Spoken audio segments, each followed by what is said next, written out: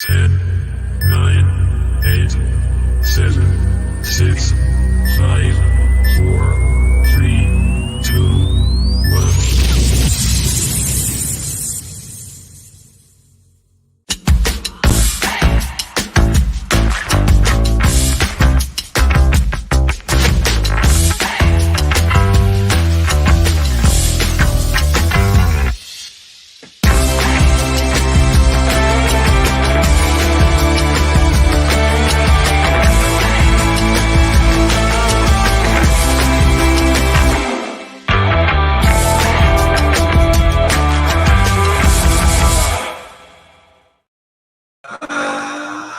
Hello everyone, welcome back to Football tonight. Very, very excited. So much great panel as well as always. What's Ian shaking his head for? Head for? That sound isn't very good, Baz. Seriously? Oh, here we go. Audio, AirPods. There we go. That better? Nah. No, seriously. Is it just you? Let's go to the chat. Sound is robotic. I'll read Baz. Yeah, wasn't me. What is going on? Technology. I'll jump back. Ian, you keep the chat company. I'm going to log off and log back on again, okay? Okie. Robot Man's going to be back in just a minute. How we doing, folks? After not a very good start to the show, but hopefully Baz will be back and we'll have some interesting news for everybody. It's been a very entertaining week, as we should say. And are we back? Am I back? Yes, you are. You're back, Robot Man. Honestly, what a day. Like, literally, I decided to do overtime today. What a stupid idea that was. Yeah. Not an $8,000 bag of crumb over on the floor and nearly lose it all. $8,000 down the drain nearly. It doesn't come out of my pocket, like, but you know, my phone didn't charge last night, so I only had 22% of battery all day. That was fun. I've been hacked on Facebook, finally got that sorted, and now robotic. I cannot win. Right. Tonight's show is going to be great, though. I've got Will's going to love it. Let's bring Zara in first. Hey. Hi. That was terrifying, Baz. Was it? Was it that bad? Yeah, the sound. I didn't know if it was just me, but I'm glad you said it. I was terrified. I'm good, though. Had a better day than you, clearly. Yeah, definitely by the sounds of it. Right. Let's bring the man of the moment in, Will. All right, how you doing, Baz? I thought that was R2-D2 there for a second when I first joined. Do you know what it is? I think I've got some software in the background and I think it must have been running by mistake. And that's probably what did it. And now that I shut down and opened it again, it's gone away from it. Yeah, I've just finished writing my journal. So, yeah, that's what I've been up to. Well, congratulations. Yeah, just been writing, yeah. Oh, he's got it already. There we go. Inspired by Keith Downey. Oh, that was the best thing that ever happened to Twitter in the last 48 hours. That. So what's it like to be famous, Will? Not bad. It's not bad. You know, it could have been something a bit better that I became famous for, but, you know, I'll move on with it. I think he had one too many whiskies myself, to be completely honest with you, and decided to have a go at someone because he wanted to. Well, I know why. To be fair, he's done it to other people, and I know why he does it as well. Yeah. Sky Sports actually get paid by the club to stop leaks, but I'm not sure if I'm allowed to say that, but I have now. So you just have, and I think I think he's pretty bitter because he got a lot of flack because his shitty teams got put out the Euros quite early. So I think he's had a bit of a bite back at people where people's getting information that I don't think they quite like, as Will has obviously pointed out. Sky Sports like to break it first, as they do, and it's a lot of shit. I mean, Darmesh and the other one which was great the other week, where they put stuff on Sky Sports News, what we actually spoke about over about 6 weeks ago, And they put it through on Sky Sports as breaking news, and we're thinking, God Almighty, you've got to have to keep up with the times here, which was a little bit embarrassing on their behalf. But well, I thought it was quite funny, to be honest. Getting picked on by the big reporters, which is great. Shows you're doing something right. It was in good spirits, wasn't it? What's that saying? All attention is good attention, something like that. So yeah, that is true. It definitely brings some more traction to my account, at least. Yeah, you took it in good spirit, mate, and I thought it was great. Yeah, that was funny. Any advertisement is good advertisement, some people say. 1,000,000%. I suppose so. Yeah, some would say there that. We go. Right, let's start off with our queen. Not Zara, this queen. I just wanted to thank our wonderful community for all our lovely messages and emails of support we've received recently. I wish we could respond personally to everyone. Well, you can. You've got plenty of time on your hands. Get it done. I'm joking. The new season is full of promise when you're saying we don't have long to wait. Zara, is that a good thing that they're coming out and thanking fans? What do you make of it? Yeah, definitely. It's good that they're kind of acknowledging it. And they're kind of giving us a little bit of a taste of what's to come as well. So it's all very positive, very exciting. And she's our queen. She is, definitely. You're the princess to her queen. Yeah, of course, yeah. There we go. People don't know Zara is going to be our queen of TikTok or princess of TikTok, because no one wants to see this ugly mug on TikTok. Ian, what about you? Are you happy our owners are coming out and addressing the fans still? A lot of people were begging the owners to come out and try and rubbish all the rumours and stuff like that, which I do not agree with. The owners must come out and say this. It's like, no, they don't. You've got to keep things behind closed doors at times. Unless obviously the world gets a hold of it. That's a different ball game, because that was not different ball game. But obviously, I put a tweet out when I've seen quite a few people having to go to our owners again, and I just you've got to take a little step back and realise how we've been treated from years and years gone by, where nothing got put out in the public, nothing got put out in the press, and to be fair, our owners, and it's the top of our owners, Darren Eales, addresses our fans at the highest level. He interacts with the fans at the highest level. It's a different ball game when you've got Amanda Stavely and the Rubens and you've got Mihad. It's not their duty to interact with the fans every single day of the week, but when they need to, little things like that, I think it means a lot that they're still there and they still care. But what they do as owners, you can see the care, because they go out, what she's done for the women's football and what she does as a person, interacts on other events around the world. It's always about us, and that's the little snippets what you get from her. It's remarkable, and you just got to remember what we have now. And when things aren't going quite right and everybody's hitting the panic button, well, clearly everybody did it the weekend of PSR. A lot of people shit their pants and they're thinking, God, what on earth is going to happen, right? And what's going to happen?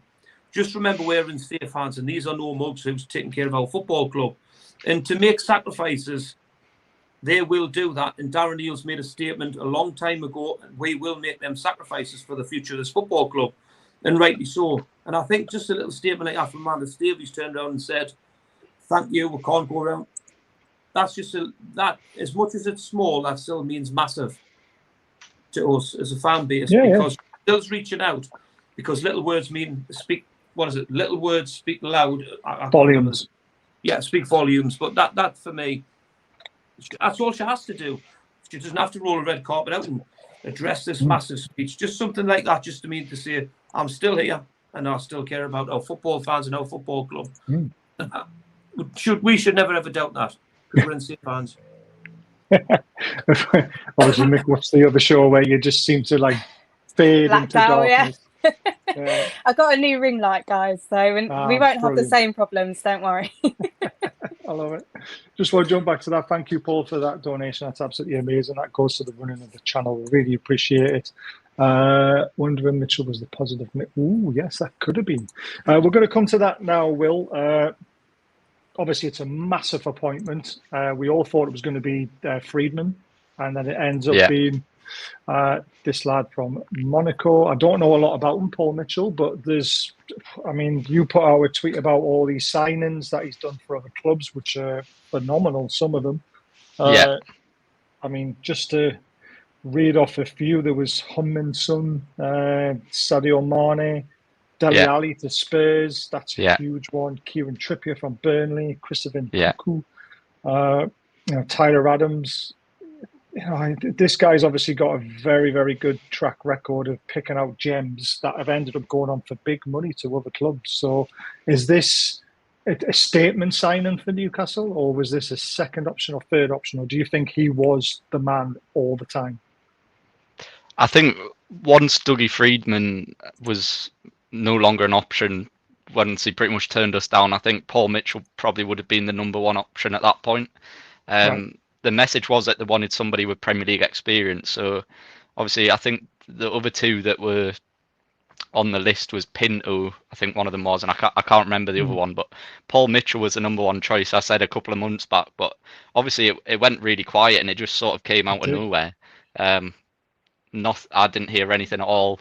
None of the journalists heard anything, just bang. I saw the announcement this morning like everyone else, but I think when you look at his track record and the players that he signed and things like that, it can only be a positive thing. I mean, if you look at the caliber of players that he signed, the way he operates, this is an elite operator. I think this is somebody who I would argue is actually better than Dan Ashworth at talent identification. I'd say Dan Ashworth's more of an infrastructure man, a guy at setting up systems and things like that. But if you're actually just talking about someone who can identify a quality player, I think Paul Mitchell's probably one of the best out there. Yeah, I saw that in our group that someone put a message in saying that he's going to be hands-on for all transfers, which is very different to what Dan Ashworth was. Like you mentioned, Ashworth makes pathways, doesn't he? And I think this has come out straight away because the Ashworth deal has been sorted with Man United. There's a very good chance this has probably been in the making for a few weeks. But this is another thing which I think is going to be amazing. Now, all the fans who always complain about our signings, that's a Eddie Howe signing. Eddie Howe's doing that. Eddie Howe's doing this. It's not. Eddie Howe has now lost control of transfers. I know he will have a say in it, but this guy's going to be having, the bigger say, isn't he?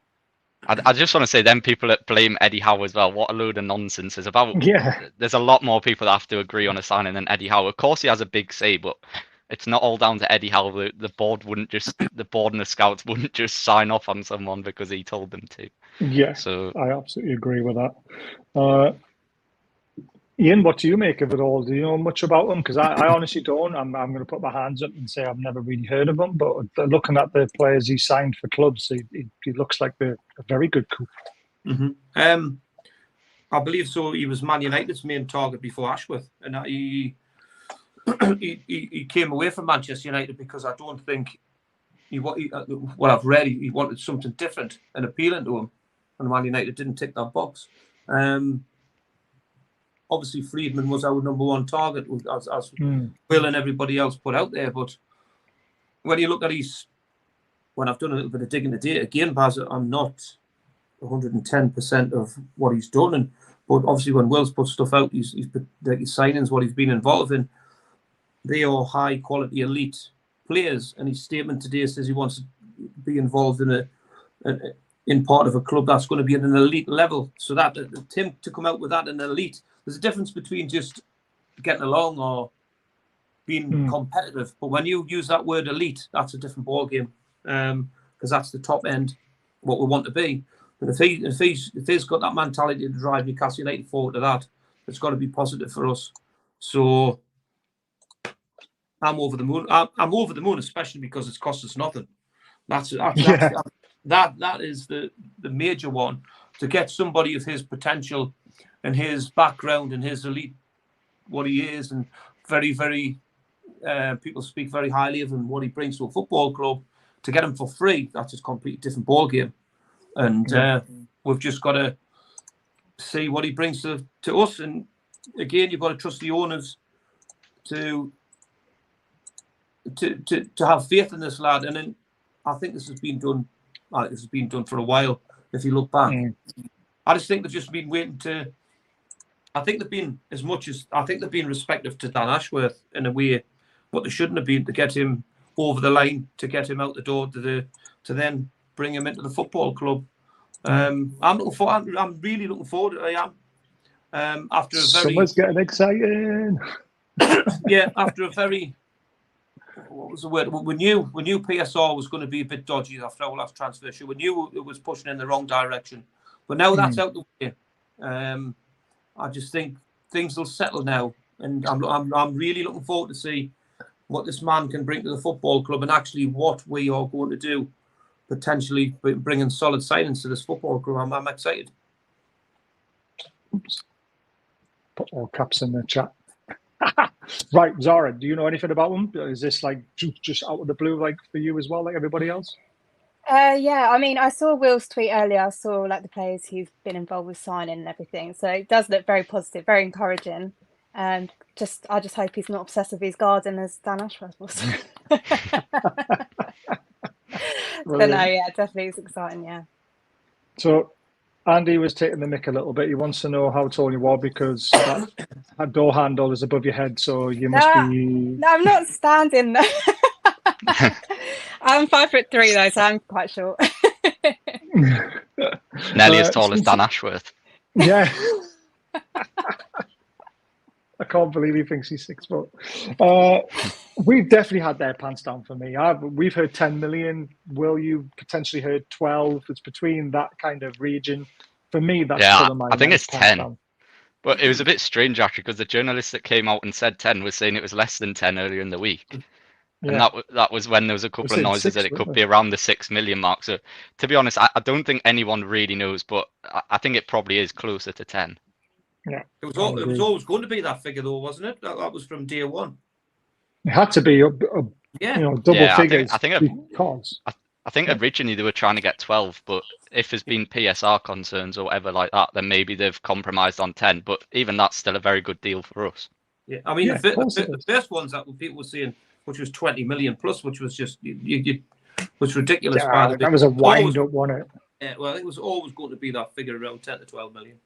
Yeah, that was a wind-up. The 20 million was always a wind-up. We just like winding up Man United fans. We just can't help ourselves. It's not hard.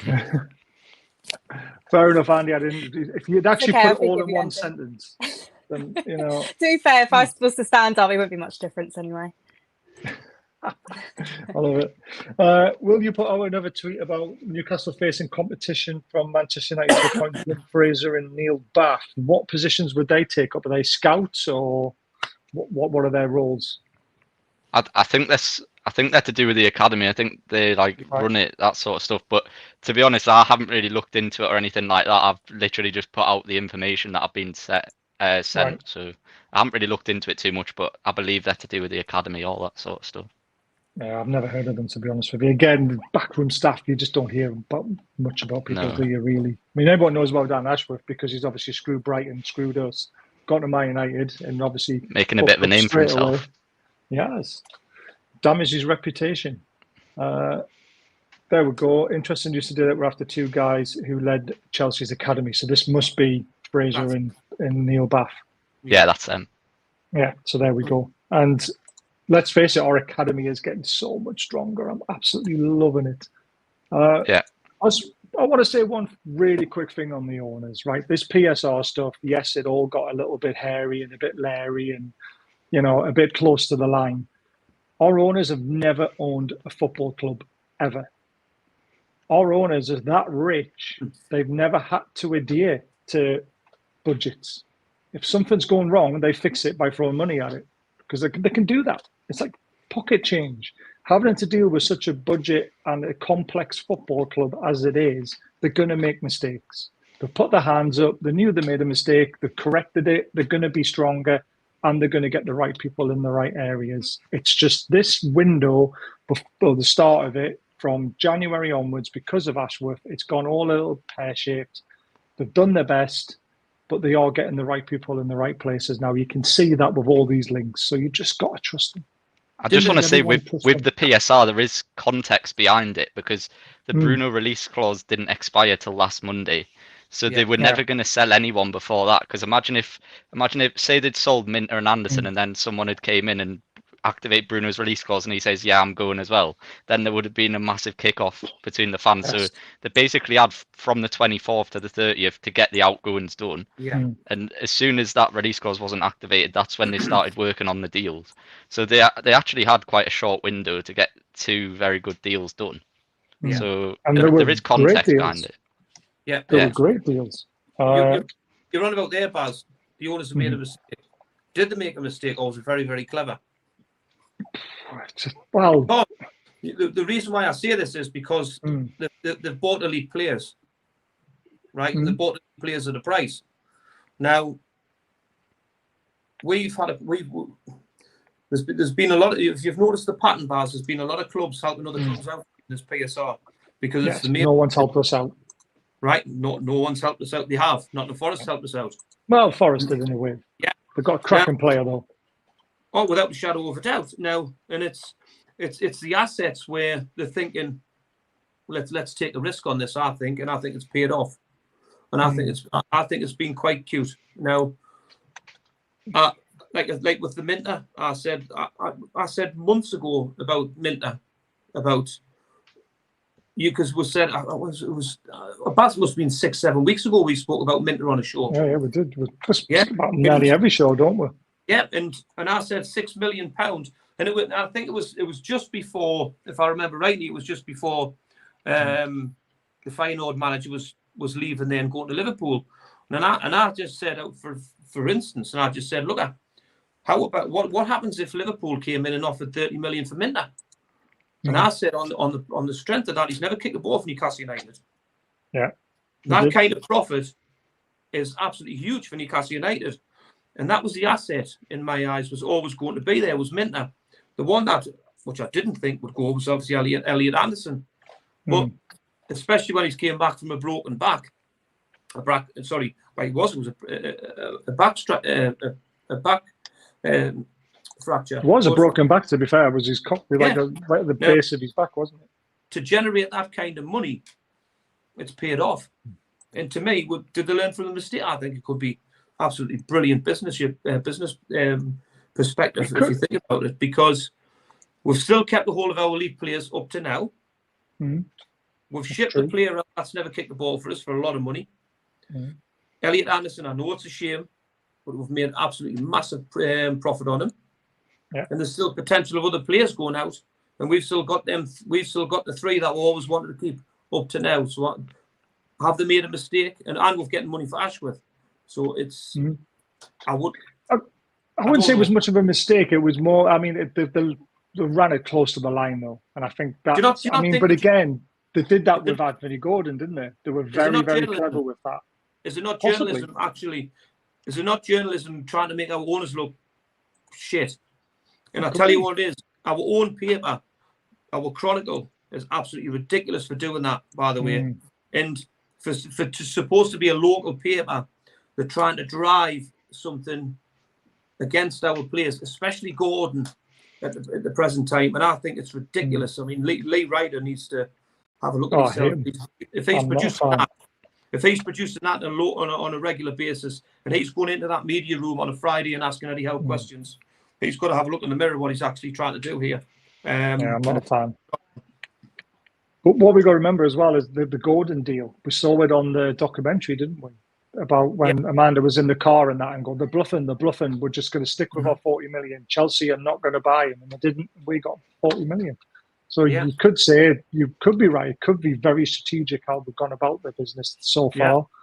But I'm still glad there's going to be the right people in the right places, though. For me, that's what I'm happy about.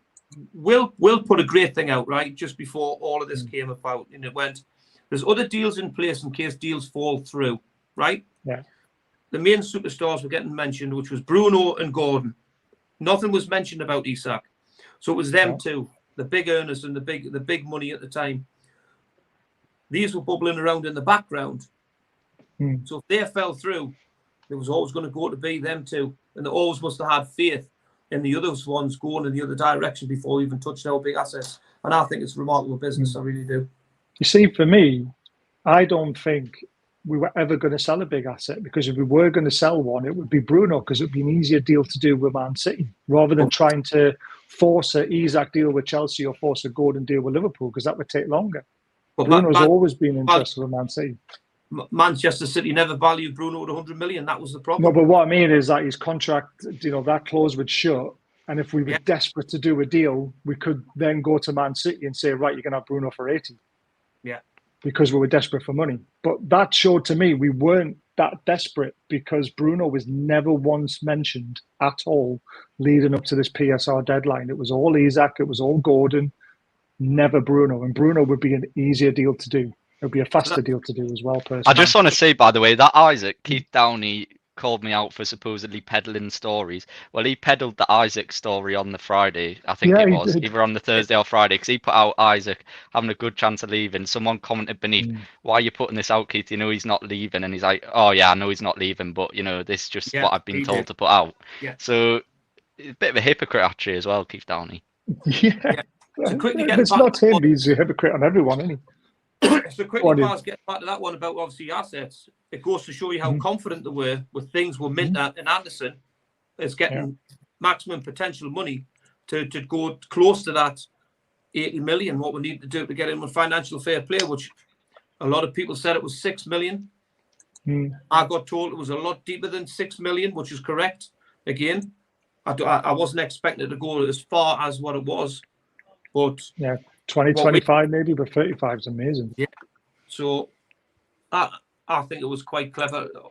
In my opinion, it looked like it was very, very good how they've done it. Really is. Yeah.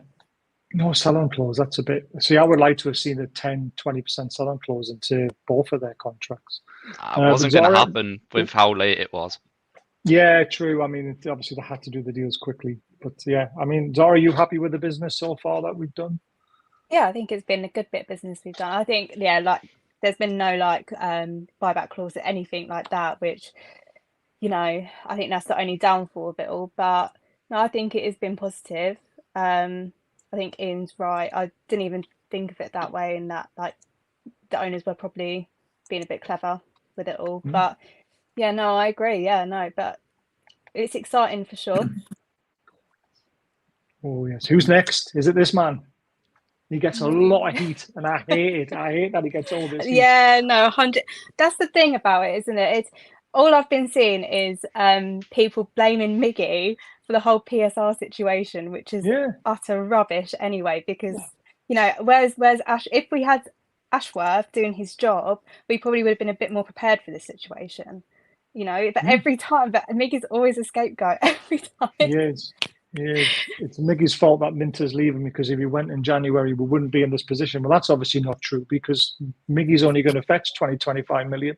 And by the looks of it, we needed to raise almost 60 million. So, do you know what I mean? People just talk a lot of crap. I mean, I'm a massive fan of Miggy, not just because it's mainly his work rate and how he wears the black and white shirt. He's that kind of player that will always go out and give 100 to 110%. And yes, I know he's not where we want to be, but I will never slate him for giving his all. And I don't like how people jump on his back all the time. It's really frustrating. Yeah, I don't think he's a world-class player or anything, but he had the season that led us to qualifying for Champions League. He played a big role in that season, and he scored the first goal against PSG for he did.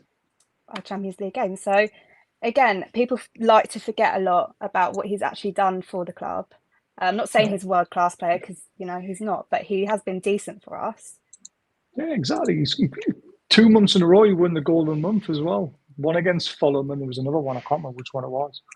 But he was on fire. He was scored, that many games in a row. We were all like, ooh, we had a purple patch. And like I say, yes, it is time to move on, but I'll thank him for his hard work. He, like I said, big role in that team that got us into the Champions League.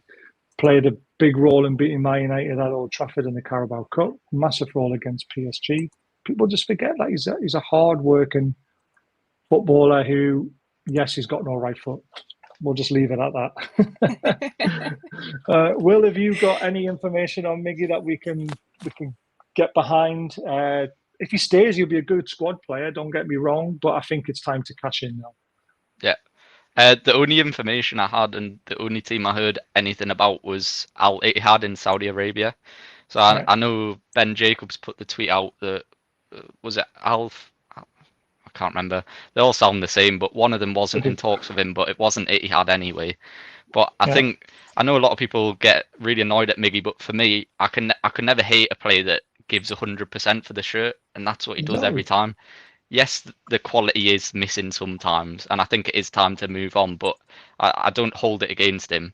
And also the people that were saying, "Oh, it's Miggy's fault," the PSR stuff like that, also forgot that Minter rejected a £40 million move to Leon as well, but he didn't Yeah. seem to get any stick for that. So for a lot True. of people, it's just whatever suits their agenda, I think, and a lot of people dislike Miggy for whatever reason it seems to be. I agree with that. Absolutely agree with that. Ian, time to move on, isn't it? Well, If we can get the 25 million that we want. yeah. Again, going back to January, which is very harsh. You've got to realise it's all right for these teams coming in for players, but the players actually got to want to leave, and that's what people's got to remember. It's all right these teams coming in and saying, yeah, we'll offer 20 million for Miggy, and no, I will just fly out and play. And how many people really want to go out and play in Saudi Arabia? I don't think, especially when you know what it is. He's got. You can tell he's a loving kid and he's got a loving family. You can tell with his bands and stuff, and it's a massive upheaval for him to go, especially in January, to uproot his whole family to go over to Saudi. For me, I've said on shows before, it's either one or the other that's got to go for me on that side for depth, and it's either Jacob Murphy or Miggy. So either or, give their all, because again, Jacob Murphy gives his all for his shirt, and Miggy gives his all for his shirt, and they both got the similar qualities, in my opinion. They still work hard, and they still lack that professional edge and that edge that'll to make them an elite player, which is frustrating. But one of them's got to go, in my opinion. We can't get rid of both, simply for squad depth. And it's who's the best value. Again, just because teams come in for players doesn't mean they're going to leave. So the best value of the players, obviously Miggy. So for me, I think he's done brilliant. I think he's done brilliant for Newcastle United. I really do. I've been frustrated as a fan, like everybody else has. But you can't complain for his effort that he puts in for this football club, and it's absolutely brilliant what he's done. And for me, I wish him all the best if he does go. But if he stays, I'll still back him 110%. Yeah, definitely. Like I say, I think he's a good squad player. If we buy an excellent right winger and Miggy comes on for the last 20, 30 minutes, stuff like that, he will have a place in the squad. You've got to remember as well, Baz, Jacob Murphy was on loan to Sheffield Wednesday not so long ago, and he couldn't get a game with them, and they sent him back because he wasn't good enough. And then Eddie Howe's got the best out of him, and now he's on that level where people were absolutely begging him to come back and play because of our squad depth. So you just got to be careful what you wish for, in my opinion, sometimes. Absolutely. Right, well, you put this one out. A right back, Cody Durrami. He's a free agent, potential cover for Tino if Trippier goes. So now there has been talk of Trippier going to AC Milan and Torre coming the other way, however you pronounce his name. Now, there's also rumours of Sean Longstaff also going to AC Milan as well, and then the defender could be coming the other way. So it's very interesting, this. Yeah, I think especially on the right back, I think if Trippier does go, we're going to be left with Tino, Kraft, and then I think you've got Sahar in the academy. But it probably does leave you a little bit light. So I think Ashby as well. Ashby as well. Yeah, to be fair, it hasn't quite worked out for him yet. So yeah, that's another one, to be fair. I've been told Ashby could be going back to Swansea on loan for another season. Oh, right. Yeah, I think that could be right. I don't think they think he's quite at the level yet. Yeah. From what I've heard. So maybe another loan, yeah. But I think obviously that's one that would probably only happen if Trippier goes. But the fact that links like that are coming out does make you think, them Trippier rumours could be true. It could be happening. Obviously, you've got the stuff about the house that's 100% up for sale. It looks like he's moving to down Manchester way as well. I can't remember exactly where it was, which is quite strange. So yeah, you've got all that about Trippier, and then obviously you've got Malik Tor at the bottom there, which I'm told the talks are 100% concrete for him. So that's another interesting one as well. And obviously the one with Longstaff and AC Milan, I can't say where it came from, but I can assure you that that's true, even though a lot of people did laugh at that when I put out that Longstaff tweet, but it's 100% true. The other club in from, I think I said was Wolfsburg, I think was the other one. But obviously we've got a potential transfer triangle there with Trippier, Longstaff and Tor. I think there's definitely deals to be done with Milan, for sure. I think they owe us as well, don't they? Yeah. I hope we do our due diligence on this one, though. We don't need any more, no more betting claims, anything like that. No, definitely not. Black market betting, definitely do not want that again. Yeah. I think AC Milan know they had our pants down with that in a way, and I think they're literally going to listen to us if we want another player. With Thor there, right? I've read today that we are playing the Cardiff Tonali in there to get the deal struck. And they're looking around about the €30 million for Thor. And we are actually, well, I've read, and I've obviously with Will, and we are actually in talks with Thor. And I've got some stats, obviously, Baz, which you love. I love stats. Yeah, hit me, baby. Yeah, which is obviously Thor, Botman, and Shaw, which is a 23-24 stats. The minutes Thor played was 1,621. Botman's was 1,378. And Shaw's was 3,057. Goals, Thor didn't score any, and he had 1 assist. Botman had 2 goals, 2 assists. Fab Shaw had 4 goals and 1 assist. Now this is what stands out for me. His pass success rate of Thor is 91.6%. Right now, that's over the season. What the minutes he's played, that's really, really high. Botman's is 90. Botman's 90.5. And Fab Shaw's is 83.2. So as much as you think Fab Shaw stands out as a passer, he lacks between Botman and obviously Thor. Tackles per game, again, this stands out, which is 1.6 for Thor, 1.2 for Botman, 1.2 for Shaw. So he's ahead of our 2 defenders. Interceptions per game is 0.6, 0.5 for Botman, and 1 for Shaw. So Shaw's slightly ahead. And his overall rating for the whole season is 6.59 for Thor, 6.58 for Botman, and 6.81 for Shaw. So they're very, very similar players of the whole lot. So you can see why we're very, very attracted to him. It's very interesting. I'll stick up for Shaw, though. Shaw does play, or tries to play, a lot more defence, splitting balls, between the midfield, and that's where his percentage drops a little bit, because he does try the outrageous switch, doesn't he? Yeah, with Thao, he can play a holding midfielding role as well. Can he? So yeah, he can play a holding midfielder. He can play right to the centre half, and he can play a centre half through the middle as well. So you've got that flexibility as well. Again, why you can see this kid's got huge potential, and people's writing him off as well because last season he was pretty poor. Hence, that's why the transfer fees a little bit lower. And do you know what that reminds me of? Isaac. Yeah. So everyone wrote him off because he only scored 6 goals the season before we bought him. But if they looked at the season before that, they would have realised how good that lad was. Yeah, this kid's got huge potential, and that's why we're in for him. Very interesting. I love it. Before we go to the next one, I'll just quickly do the boring stuff that nobody really likes, but we've got to do it. Don't forget to subscribe. Hit the thumbs up button. Don't forget to become a member. The link's at the top of the chat. Don't forget about Diacro. Amazing little company in America who do amazing bespoke Newcastle shirts. 20% off for Baz20. Link is in the description. Football prizes, absolutely incredible as well. Link is in the description to all their raffles that they do. They do loads. They do cash raffles as well. Bespoke prizes like private jets to England games and stuff like that. And the final one, it's definitely happening on the 4th of August. It's definitely going to be at Benfield Football Club. I'm going to get absolutely destroyed in about 5 minutes on a full-size professional pitch. Ian's been on his bike, so he's going to beast it up and down the left wing. Zara's I going to would try and put get 5 herself up as well with her dad, and hopefully her dad's going to agree to play because we did ask that question and I haven't had an answer yet.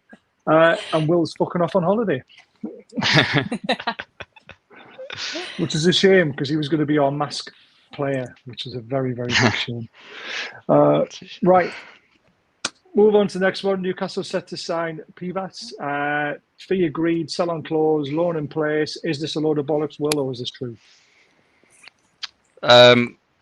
I don't know, but usually the NUFC blog are usually quite decent for stuff like that. Obviously, he was pictured with the player liaison officer last month, so it looks like it's pretty much done anyway. I don't know. I haven't really looked into the specific details or anything like that, but it looks about right. Ooh, Fergus could try and get for the match as well. That would be awesome. Any of the panel, Ian, Zara, do anyone know anything about this lad? This is where Mauro comes in very handy because he knows all about him. And yes, I will try and live stream the game. That is one of the things we are going to try and do. Zara, first of all, go on, Ian. Oh yeah, no, I don't know much about this. Is it Pivas? Pivas. Yeah, no, Pivas. yeah, I'm not Pivas. sure. I'm terrible with pronunciations and names. Ian just loves to laugh, but I can't pronounce Mickey Papa Vasilou, so have that one. That's an easy one for Baz. That one. Get Baz to wear a player cam. No, definitely not, because you'll literally just see me. You'll literally see the grass because I'll be that bent over trying to breathe. It won't be much action with it, to be fair. So no, but I am going to try and stream the whole game. And I'm going to put AirPods in so you can actually hear me puffing about and go, help, get a defibrillator. I don't know why he's laughing because he is going to be knackered as well because he's not been doing what he says he's been doing. Have you, Ian? I've done 5 mile and that was it. So I did 10 mile, didn't I? 10 mile. Then you were going to do 10 mile every day for a week, then go on to 20 mile. And I think you've done 10 mile of that, haven't you? Yeah. So yes. I'm still training. Can we sponsor a player cam? I love it. We are looking for sponsorship. I'll wear the player cam if they want, no problem.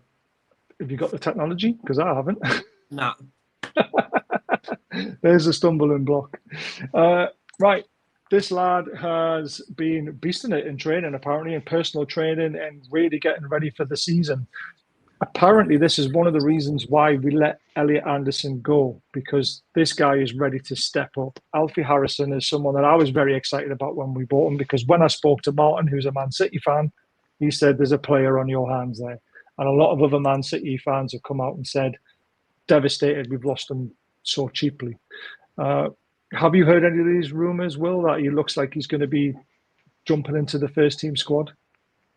Yeah, all the noise around the academy on him is really positive. So I could fully see that being true. He seems to be really rated by everyone who's in and around the academy. So obviously we've got a midfield gap as well now with Elliot Anderson gone and obviously Lewis Miley injured as well. So as it stands, we're going to have 5 fit midfielders going into the season. Obviously, if Willock is fit, as we suspect him to be. So maybe he could be a sit. Yeah, Tonali's back. I've included Tonali in that, I think. Thank God. The rumours he was injured, wasn't there? Yeah, he should be okay, though. He did have an injury, but he should be fine. Willock should be fine as well. Obviously, Bruno, Longstaff, who is probably going to stay. So, yeah, but I think with Alfie Harrison, it all sounds really positive. It sounds like he's a great player, got him at a great price. He's doing good things in the academy, so I wouldn't be surprised to see him on the bench, maybe a couple of substitute appearances, something like that. Maybe get him in the Carabao Cup first round or something like that. Yeah, potentially. Yeah. I heard today Bottom is well ahead of schedule. Yeah. Any truth on that? Yeah, he's. I don't know if you saw the video, but he's out on the grass, and I think it was Joel Bland yesterday put out that Botman was doing very well and is expected to be back before that date, which was originally around Christmas time, I think. So everyone said to me that wouldn't happen. Said it would. Hopefully, I don't know, September, October time. Let's hope for something like that. Music to my ears, if that's right. He's on the beach at the minute, though. I know that. You seen him? No. Walking the dog? No. I went to the pet shop to get my dog stuff. and the woman that gives us a pet to have the Newcastle top on, he said, that's me son. They got a picture of in the airport with him. Brilliant. Love it. So he was on the beach when you were in the pet shop. He's on the beach. There's a song in there somewhere. Maybe small, but he's a huge. Oh God. 5 midfielders and Alfie Harrison potential. Maybe it was a lot of particular figures. Maybe. Right. Zara, if I said this was our transfer window so far, would you have laughed? Because I would have. Yeah. Yeah, definitely. I mean, I never really heard of. I don't know how to say his name. Baz will. Basil, go on, Baz.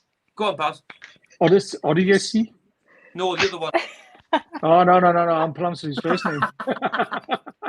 Go on, have a I didn't even try that. Vlochidomus. Oh, you done well there. Yes. Yeah, him. Obviously now,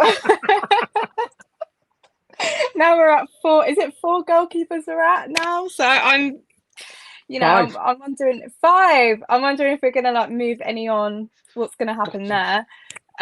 Lewis Hall, I'm very happy about though. I think was always going to happen, wasn't it? It was always going to happen. But it's great signing still. Kelly's a sensible signing for the squad. Yeah.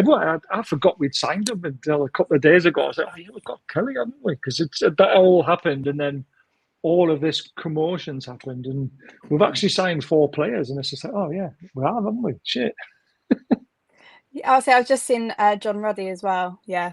I haven't got my glasses, so Well, Rudy's going to be a number 3 because he's basically coming in to help the youngsters in training and all this sort of stuff. The chances of him making the bench will be very slim unless it's a Carabao Cup game or something like that. But this begs the question, Will, are we in for a number 2 still? Or is that going to be Vlachidomis? Is he going to be on number 2?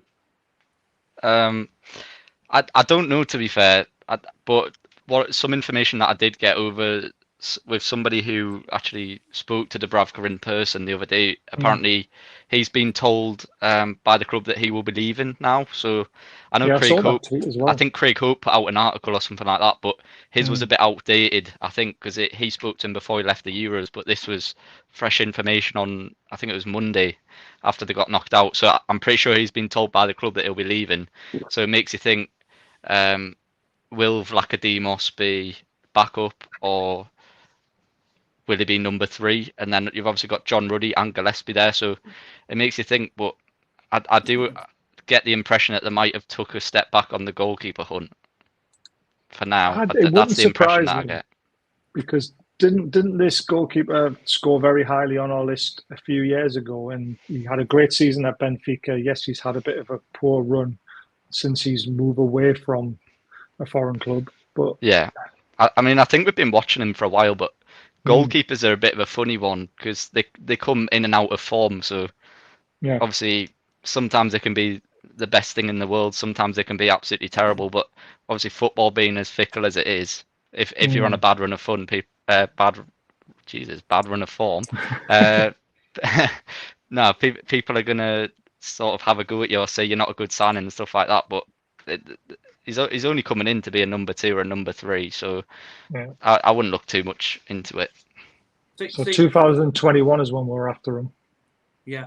It's been quite well. Ruddy's come in to do the Carson role at Manchester City. You can see what they're doing. %. Yeah. And if you look deep into Ruddy's interview, it doesn't say nothing about playing or he's coming in there to make sure that our goalkeepers are on their toes every single day and to around the training ground. So that tells me that Ruddy isn't even. He was out of his last contract at Birmingham. He hasn't come in to threaten the goalkeeping position at all. He's come in for there's something else in there that's. I think he'd be there as a goalkeeping coach for a while. I personally think. Well, that's what I thought we would sign him as, rather than a player. But I guess they've signed him as a player just in case. It's like well, he'll be on next to nothing, and he does help with the homegrown quota as well, doesn't he? English player, so I suppose that's probably part of the reason as well. 1,000,000%. And it wouldn't surprise me once Dubravka goes. I think the Trafford deal will come back to light. I really do. And until then, Do you think so? yeah, I really do. I don't think it's dead, to be fair. I think it No. could. I think it could come back again. I think it's 50-50 at the minute, mate. I really do. Yeah. I'm more torn that we've took the cheaper option and we've took, the lad from Forest to be the number 2 to push Pope. It is a bit of a risk, but that means we can have a bigger budget in other areas potentially. See, the risk that you're taking there, though, Baz, is you risk that. Is Nick Pope going to be 110%? Yes, that keepers play a lot of good games for Benfica, right? But is them better days gone now? So you're taking a risk on 2 goalkeepers. You need something there that if something breaks down, you've got a top-class goalkeeper. Dubravka, They're both meant to be in the prime now, aren't they? Pope and well, Vladimir, they're meant to be in their prime. How much football has that kid played in the last year? Yeah, it's an interesting much. one. It's a risk. Yeah, but Trafford is he's well out of form as well when you think about it. So he's a risk. It's a risk in an area where, for me, you've got to have something solid. And I think, for me, I don't think I agree with Will. I don't think the goalkeeper situation's dead in the water just yet. Want to keep an eye on that. Want to keep an eye on the sea, I think. Yeah, I agree. Will, anything we've missed? Wilson, is there any truth in the West Ham links? I'm not sure about West Ham, but I know he's getting linked with Saudi as well. But yeah, he is friends with Antonio. I know he's getting linked with Saudi as well. But then it's the whole thing: does the player want to move there and stuff like that? I think it's went quite quiet on Wilson, so I'm not actually 100% convinced that he's going to go. Actually, based on what I've heard recently, it might not even be one that goes. But I think again, it probably depends on what offer comes in. If you get an offer around the 20 million mark, I think that'll be very strongly considered. But it just depends. And I mean, when he's fit, he does score goals. You can't deny that. But it's just the injury worries, isn't it? Do you want to go into the season with Isaac and Wilson again? That's a decision that they'll have to make. He missed 48% of games last season, didn't he? Which is a whole lot. It's not great. Not great. Will you think about Wilson going over to America? I heard that. I saw a tweet about that as well, about him potentially going to America. It's Miggy's. I did see about that. I haven't had any information on it, but yeah, I feel like he could still. I feel like he's still got 1 or 2 more years in him before he has to go out to somewhere like America. I feel like he could hold off for that type of move, but I mean, look, depending on what he's getting offered, I don't know what stage he feels like he's at. I suppose that'd be a decision that came down to him, and they do normally give you quite big wages and stuff like that, especially someone like Callum Wilson. I think he'd get a brilliant deal if he went over there. There's another one. Go on, if we could keep Isak and Wilson fit, great 2 strikers to go through it the whole of the season. Yeah, especially with no Europe, it might actually keep them fitter. To be fair, because there's less games to worry about potentially. Maybe would be a squad player. Rafinha, is there any 60 million for him? I wouldn't want to pay 60 million. No. Definitely not. Was it coming from the Spanish press that the notorious Spanish press that honestly it's terrible, the amount of sources that are just completely make stuff up. I haven't heard anything at all on Rafinha. Yeah, as a rule of thumb, do not trust the Spanish press if you see reports coming out of Spain. Wait, he was supposed to be going in the opposite direction to Liverpool for Diaz, wasn't it, in a swap deal or money and swap deal in that direction, but I've nothing to do with Newcastle. Yeah, exactly. No, I can't see that happening. Would you be a fan of Rafinha, Zara? Yeah, of course. No, I'm joking. But it's like when we first had the takeover, isn't it? It's just all of this. We had rumours of Mbappe, we were signing Mbappe and all this stuff. So it's just like all of these rumours coming out. Don't trust any of it until you really see it. See some credible sources. I just don't listen to unless it comes from Will. That's what you meant to say. Unless it comes from Will. Sorry, unless it comes from Will. I will say on the right wing, I think Pedro Neto's the one to watch at the minute. He's injury prone though.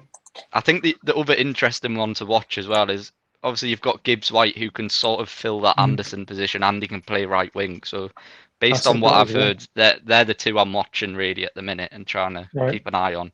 I think Pedro Neto's the most likely, but still nothing's really advanced yet.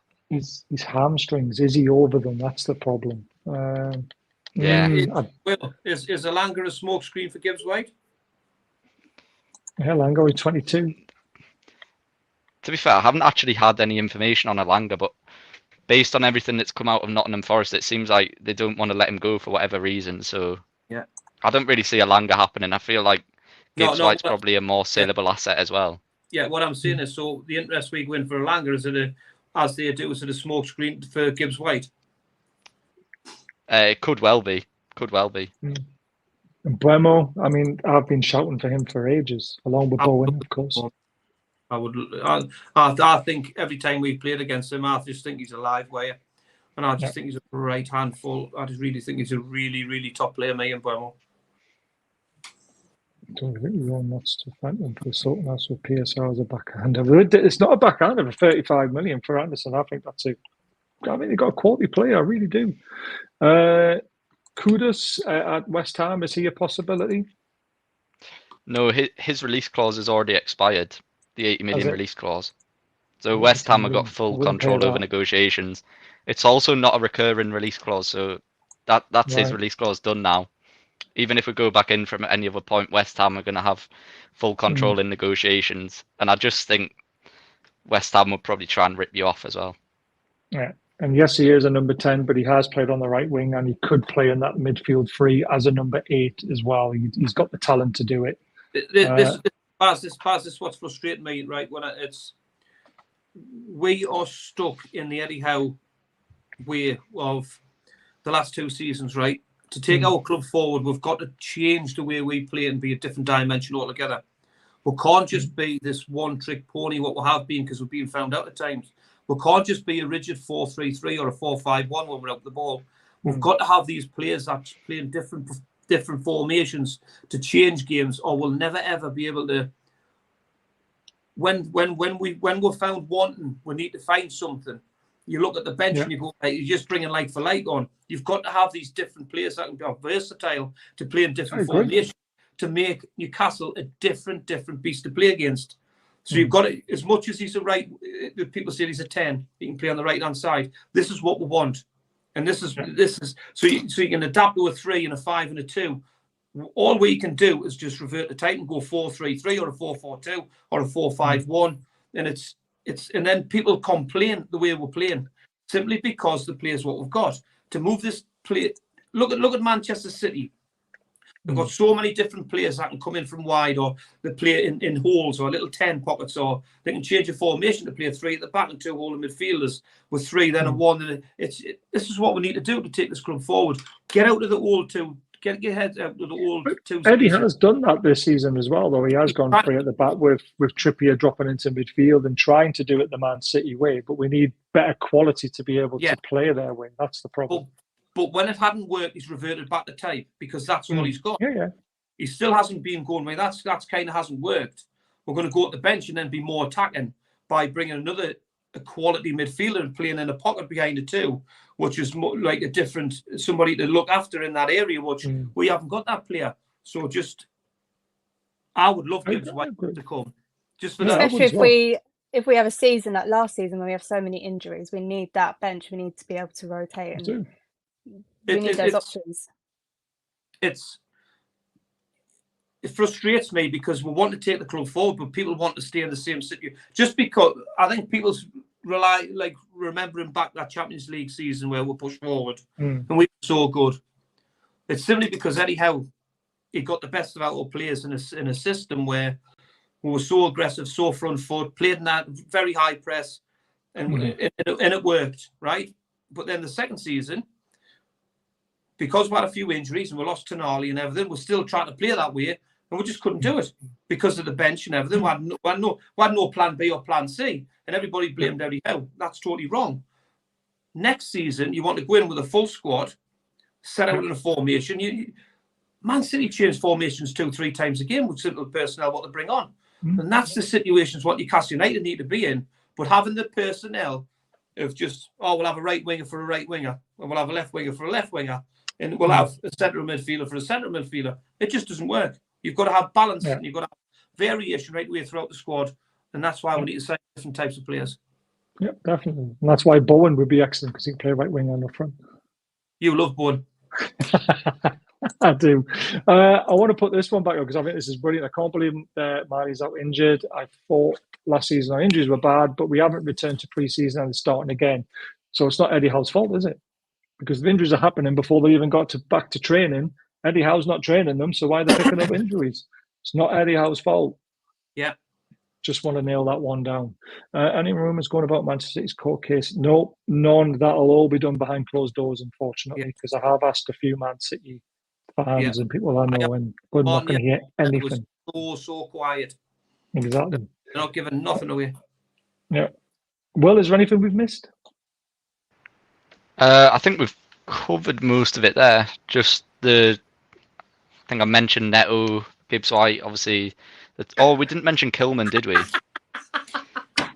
Baz is booing. Sorry, Will. Sorry, Will, man. I just saw that. Brilliant. I wish I was. I wouldn't be sitting here, would I? Yeah. Is that anything on Lewis? Yes, Lewis, yes. Hey, Fraser, Hayden, Lewis, are we any closer to getting them out of the club? It's really quiet. It's really quiet on them. I really want to put some out, but there's just absolutely nothing. The only one I wanted to mention, Baz, that I don't think we mentioned yet was Kilman. Yeah. Because the Days agreed a deal with West Ham, and I did say at the time, like I said, he didn't fit into the profile that I was hearing that we were going for, so it didn't make sense at the time. And my suspicions, I think, have turned out to be true, that once again we're getting used by the agent to drive up the price. And Wolves have ended up getting 40 million for him, which I think is a decent fee. Don't get me wrong, he's a good player, but 40 million for someone who's potentially already peaked, some may say. I know he's 27, he probably has got a few good years left in him, but yeah, I don't think it was one that was ever going to happen for us. Is anything being said about Matt Target? No, I get another one just completely in the dark. Again, wages as well. When it's something's got to be done about him. I think he's on nearly 100 grand a week. Something's got to be done. I've not heard anything of him. There's another lad from Blackburn. Oh, I forget his name. Rory Finneran. Rory Finnegan. We were in for him last season for him. I think that one's going to get done, actually. I don't get much info on the youngsters, but out of all the youngsters, that's the one that's been said to me, yeah, that will get done. So I think there's been stuff coming out in the press and stuff like that, but it looks like we should get that one over the line, and it seems to be quite highly rated. I think he's Blackburn's youngest ever player. I paid for them in the FA Cup last season. He might have been only 15 at that time. I think he's 16 now, so obviously a very promising talent. Hopefully another one to just boost the academy. Yeah, I think we pursued him, Baz, I think, from January, because if you remember rightly, we had when we played them in the FA Cup, we had the lad on from the Blackburn, and he was on then. So it's been we've actually looked at him for a long time, so it's great to get him in. Yeah, fingers crossed. And we are cooking something very special in our academy. And yes, all the players might not make it to the first team squad, but what they will do is bring in money when we sell them on. It's as simple as that. And Chelsea, Man City do it so well. We're just trying to catch up. So I'm really looking forward to it. Even Neil, we're just about to finish though, mate. You missed it. You have to go back to the start and watch it again. I've got one question for you all, and we'll start with Ian first of all. Who would be the one signing you want to see before this window shuts? If you could have anyone. I'm not being stupid. I want to be realistic. You know me.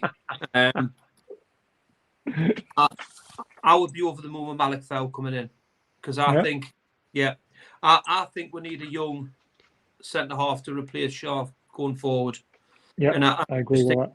The partnership with Bottom, and if you look along with Tino, Hall, and that back four for the future going forward for the next 5-6 years, and I think him will be an absolute fantastic sign. Yeah, I agree with that. See, Chris Rigg was only on schoolboy contract until last week. Should have grabbed him. I don't think Chris Rigg wanted to come to us yet, because he's getting first team football with Sunderland, and I think he'll stay there till he's 18 and then look to, if he develops and he's good enough, I think he will then look to come to Newcastle then. Signed a 3-year deal, Pat. Is it free? Yeah, well, we'll get him when he's 18. Don't worry, we've got the money. Zara, you're one player who would you love to see? Could be anyone. Well, I'll leave Bowen for you, so you can say that now.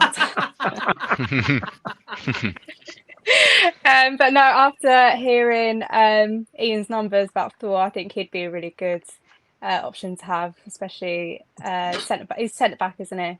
Yeah. Yes. Right centre back. I think. Harry Maguire. Yeah, I think. Yeah. Well, I think we need more options on the bench. So especially after last season. So I think it'll be. I'd go for him. Will, if you could sign anyone, and I mean anyone. Because of how you've worded the question, I'm going to do the stupid one. I'm going to go for. I'd love to see Kvaratskhelia on the right wing. I just think he's incredible. When I watch him in the Euros, the way the ball seems to stick to his foot like glue. He's both-footed. He's got amazing skills. I just think he's incredible. To be honest, he's quick as well. He's got everything: strength, that low centre of gravity. I just rate him really, really highly. Would you take a chance on Varane? No, too old now. Not. Yeah. Right, I'll do my realistic one and my crazy one.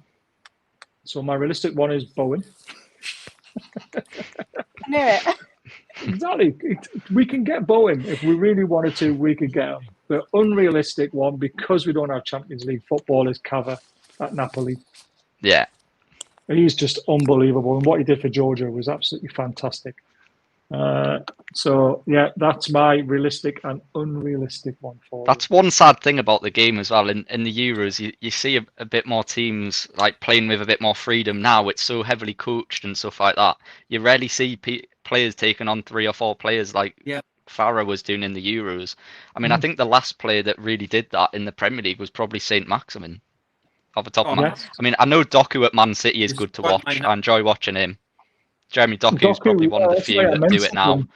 But it's going out the game. You don't see many of them type of players anymore, and it's a shame because they're amazing to watch. I'd love to win back. Would you? I see, I'm past him now. You ain't going to get a good conversation about that man with me, by the way, Zara. Will's made a great point there as well of players playing with freedom away from the pressure of club football and going to international football. Look, have you seen Cody Gakpo play for? Yeah, he was incredible the other night. Right, and if you look at the tournament before he signed for Liverpool, by the way, Cody Gakpo stood out like a sore thumb, right? And he struggles at Liverpool for some reason. And I watched him the other night against was it Romania, and I just thought he was sensational. And again, Darlan, who played for Dortmund, they just seem to be a different player altogether.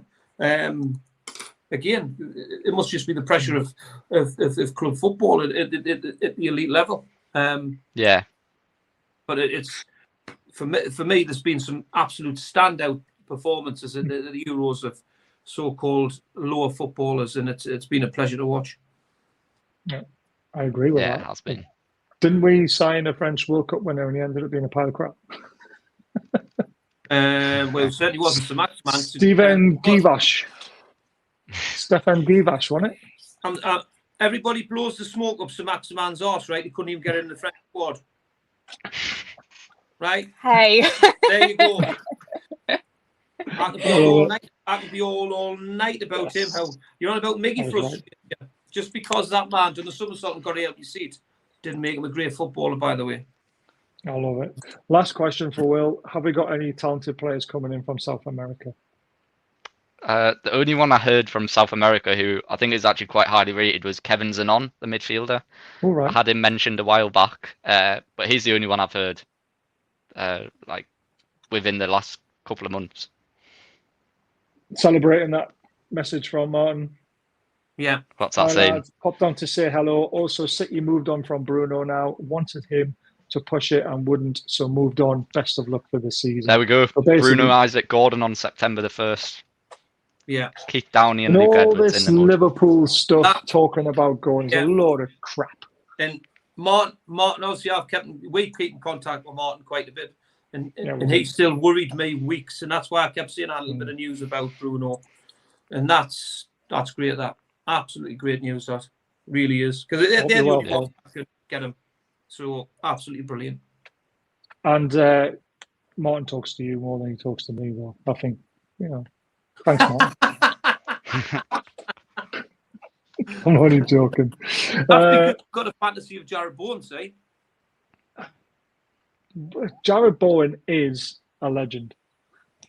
He is the complete package when it comes to a right winger, forward, centre forward as well. Baz won't talk to me. Jeez. Terrible. He's winding you up now. Blasphemy. He's winding you up now, mate. He's messaging me at 2 o'clock in the morning when I'm on night shift and that. He's keeping me awake. Martin doesn't sleep, we know that. Yeah, he doesn't, does he? But yeah, there's so much going on. There's so much to look forward to. We've got so many more shows to do about transfers, unless you get bored of us, which I don't think you are. I'm trying to think when we're going to be back next. I don't know. We'll let you know, as we always do. When is the next kit launch? It's the away kit, isn't it? It's got to be soon. Will? Last question. Sorry. I thought it was end of June, but clearly not. So it must be pretty soon, you would think, with the season not long away. Hopefully I'll get that one early, because I got the home one slightly early, so I'll try and get it early again if I can. I hope so, because I want to know when it comes out. I need to save my pennies. Seller Cup is on again, 9th and 10th of August, guys. Get your tickets. They're on sale for members now as priority. I am taking my little boy on the 10th of August to watch the game. Really looking forward to that, because I took him to a game last year. You watched 10 minutes of it and then played on the steps with his cars for the rest of the 80 minutes. So hopefully this time you might watch a little bit more of the game. That's a bit of a question, isn't it? Baz, do you think of Bowen when you're with your lads? No, because I want to. The answer is clearly no, because I want to last more than 2 minutes. I mean, there's only one answer to that, isn't there, really? Jeez. Poor thing. I'm joking. God, we can't go down that crude route anymore. It's not allowed. Right, fully enjoyed it. Thank you, Zara. Thank you, Ian. Thank you, Will. As always, an amazing show. We'll be back next week at some point. I don't know when, unless something breaks and we need to jump on and have a little chat about it. But keep an eye out on all our socials, TikTok, Facebook. I've got Facebook back. Yay. And YouTube as well. We'll be putting out as much as we can going forward. But thanks for watching, everyone. Thanks for the panel. Thanks for everyone in the chat. You've been amazing. And we'll see you again very soon. Ta-da.